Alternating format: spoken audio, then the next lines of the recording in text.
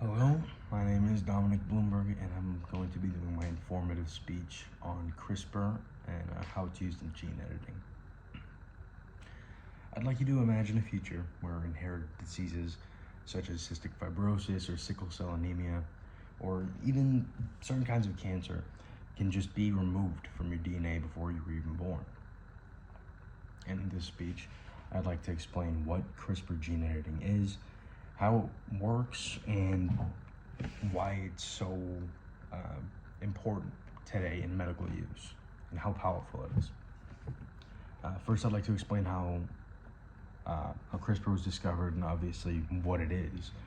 Then I'd like to go over how it works on a molecular level.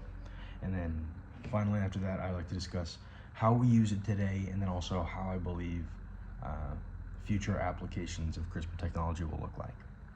But to understand why it's such a big deal, I'd like to look at where it came from first.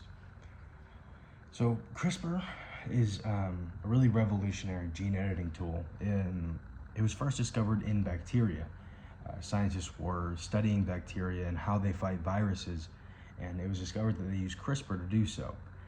They use CRISPR to cut up DNA of viruses and store those bits and pieces for future defense against the same kinds of viruses. And this discovery was made in the 1990s, but it wasn't actually fully understood until later on. And it was shown that the system can be used for other organisms, and that's when they thought to apply it to humans as well. The system that CRISPR uses, it uses a protein called Cas9, and in addition to that, it uses a guide RNA in order to find the DNA that it wants to edit, and then obviously to edit it. This guide RNA is used to, it was designed to match the DNA sequences that the scientist wants to change. And basically it guides the Cas9 to the DNA and then tells it how to edit it, in a sense. And the Cas9 itself acts like the scissors that cuts the DNA in the exact spot. It's very precise. And then after the cut, the cells will naturally try to repair the DNA. And the scientists themselves can actually guide this repair, and that's how the editing is actually done. That's how the specific changes to the genetics are made. This process is called homology-directed repair. Obviously, it allows for precise edits that scientists want to use for medical purposes.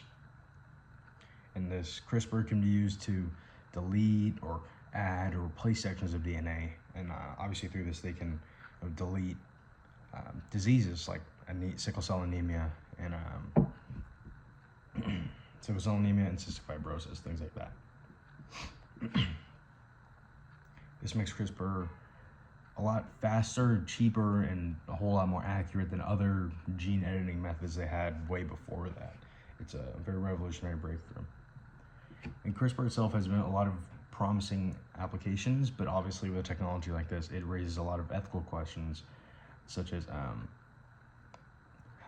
people misusing it, because obviously it can be used to delete or cure diseases, but it can also be used to change less threatening parts about your genome, like your eye color, hair color. But currently, CRISPR is being used to treat genetic diseases and then also to improve agriculture. It's also used in plants. It's not only specific to humans or bacteria, it can also be used for plants as well. Clinical trials are already using CRISPR to treat conditions like sickle cell disease and also inherited blindness. And they're also editing crops to make them more resistant to pests and climate change. They're using them to adapt our food supplies. In summary, today we talked about how CRISPR was discovered in bacteria, and it's part of their natural immune system. And we talked about how it works using a guide RNA and then the Cas9 protein in order to find and cut and edit the DNA that they're looking to edit.